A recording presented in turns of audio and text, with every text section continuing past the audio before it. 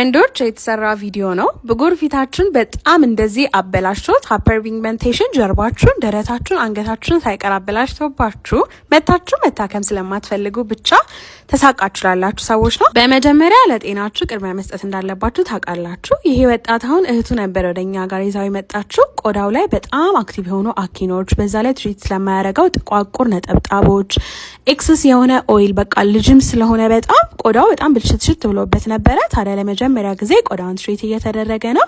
እንደዚህ በምታዩት መንገድ ቆሻሻችሁን ክሊንስ ካደረግነው በኋላ አፍንጫችሁ፣ አገጫችሁ፣ ግንባራችሁ አካባቢ ያለውን ነገር ደግሞ በዚህ በብረሽ ሞር ኤክስፎሌት እናደርጋለን። በዚህ ሰዓት ቆዳችሁ ንጹህና ክፍት ያለ ስለሚሆን በዚህ ስክራበር ደግሞ የበለጠ ጥቃቅን ሽፍታዎችና ያለባችሁን ኤክሰስ ኦይል እናወጣለን። ቀጥለን ደግሞ ሳክ እናደርጋለን። ይሄ ሁሉ የሚደረገው ከአንዱ ማቴሪያል ሌላኛው የተሻለ ስለሚያደርግ ነው። ቀጥለን ማስክ አድርገን እሱን ካነሳን በኋላ በምታዩት መንገድ ደግሞ እናቀዘቅዝላችኋለን። ቆዳችሁ ላይ ያለውን ችግር በጊዜ ሂደት ትሪት እናደርጋለን ስንላችሁ እንደዚህ ነው። በአንድ ጊዜ እንኳን ፌሻል ምን ያህል ለውጥ እንደምታዩ ተመልከቱ። ያው የምታያቸውን ስቴፖች በጥንቃቄ በፕሮፌሽናል ሰዎች ስትሰሩ ቆዳችሁ እጅግ ፍሎለስ ነው የሚሆነው። እናንተኛ ጋር መታችሁ ተሰሩ። ወንዶችን በዚህ አመት በጣም ኢነርጂ ሰብስበን እየጠበቅናችሁ ነው። በስተመጨረሻ ቆዳው ይሄንን መስሏል ማለት ነው።